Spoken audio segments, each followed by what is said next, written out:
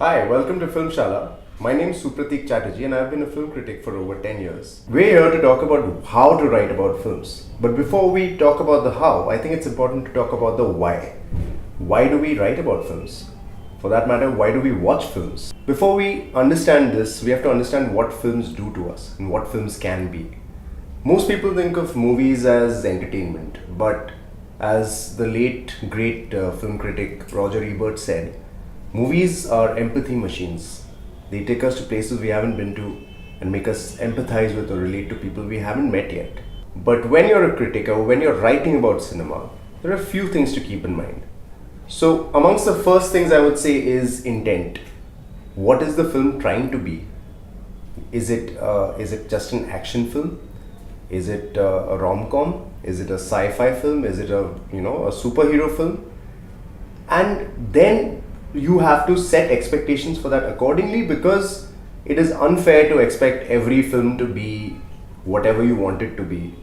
But as a critic, you are within your rights to ask why not. You are within your rights to ask, and within the parameters of, say, the action movie, why couldn't this have been done better? Why was it not more progressive? Why was it not better executed? Why wasn't it funnier? Why wasn't it sharper? These are all questions that you're allowed to ask. So you're watching a film. What are you looking at? You're looking at story, you're looking at performances, you're looking at craft and technique, and you're looking at an overall emotional impact. These are the things that you have to keep in mind when you're watching a film and when you're writing about it. You have to remember that there are different kinds of films and each of them come with their own expectations. So for example, it is very awkward and very illogical to compare, say, Avengers with a family drama, because they're two different films with two different intents. One wants to thrill you with explosions and action sequences, the other wants to sort of get you hooked onto the drama, to the emotion of the plot.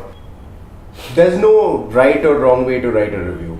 There is absolutely no way to say that this is the only way to begin and this is the everything else is wrong.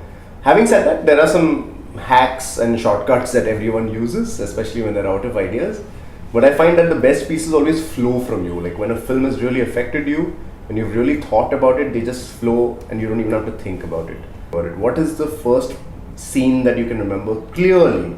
Like you remember everything about the scene. You remember the acting, you remember the kind of background music, you remember what happened after that scene, you remember what you were thinking when that scene happened. If that stands out in your memory, I think you should start your piece with that. You start with pen and paper and talk about that scene and talk about what that scene did to you. As you write down your thoughts, you will find that your thoughts will start making a little chain of thoughts that will make you describe the entire film.